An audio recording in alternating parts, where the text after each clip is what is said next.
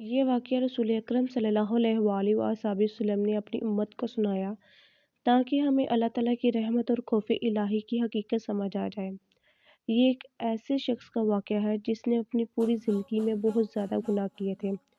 وہ جانتا تھا کہ وہ اللہ تعالیٰ کا نافرمان رہا ہے اور اسی احساس نے اسے اندر سے ہلا دیا تھا۔ جب اس کی موت کا وقت قریب آیا تو اس کے دل میں اللہ تعالیٰ کے عذاب کا شدید خوف پیدا ہوا۔ اس خوف کی وجہ سے اس نے اپنے بیٹوں کو ایک عجیب وصیت کی۔ اس نے کہا، میرے مرنے کے بعد میری لاش کو جلا دینا، راکھ بنا دینا، آدھی راکھ ہوا میں اڑا دینا اور آدھی سمندر میں بہا دینا، تاکہ میرا نام و نشان باقی نہ رہے اور میں دوبارہ زندہ نہ کیا جا سکوں۔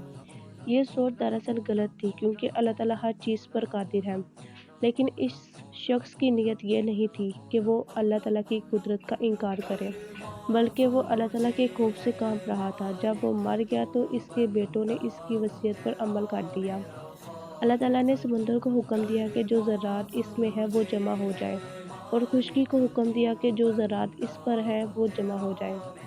چند لمحوں میں اللہ تعالیٰ نے اس بکھری ہوئی راکھ کو دوبارہ زندہ کر دیا اور اس شخص کو اپنے سامنے کھڑا کر لیا۔ پھر اللہ تعالیٰ نے اس سے پوچھا، تو نے ایسا کیوں کیا؟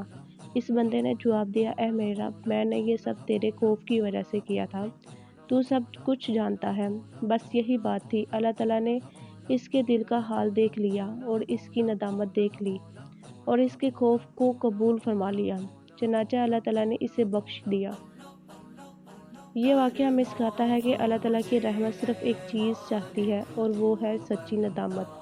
اگر بندہ اس دل سے شرمندہ ہو جائے، اپنی غلطیوں کو مان لے اور اللہ تعالیٰ سے ڈر جائے تو اللہ تعالیٰ اس کے بڑے سے بڑے گناہ بھی معاف فرما دیتا ہے۔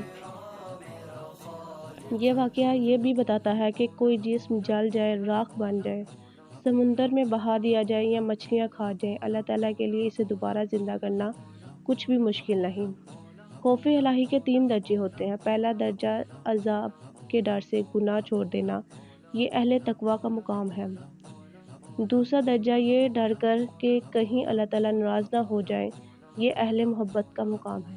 تیسرا درجہ صرف اللہ تعالیٰ کی عظمت سے کام جانا بغیر کسی نتیجے کے خیال کے کہ یہ ابدیت کا اعلیٰ مقام ہے۔ یہ واقعہ ہمیں یہ بھی سکھاتا ہے کہ گناہوں کی وجہ سے مایوس ہونا حرام ہے۔ شیطان چاہتا ہے کہ انسان مایوس ہو جائے اور توبہ چھوڑ دے، لیکن جب تک سانس چل رہی ہے توبہ کا دروازہ کھلا ہے۔ اللہ تعالیٰ فرماتے ہیں، اگر بندہ سچے دل سے پلٹ آئے تو میں اس کے سارے گناہ معاف کر دیتا ہوں۔ یہ واقعہ دراصل ہمیں امید دلاتا ہے کہ نجات ہمارے اعمال کی وجہ سے نہیں بلکہ اللہ تعالیٰ کی رحمت کی وجہ سے ہے۔ اگر دل میں ندامت آ جائے، اگر آنکھ نم ہو جائے تو سمجھ لو اللہ تعالیٰ کی رحمت قریب ہے۔ اللہ تعالیٰ ہمیں سچی توبہ، سچی ندامت اور خوف الہی نصیب فرمائے۔ آمین ثم آمین۔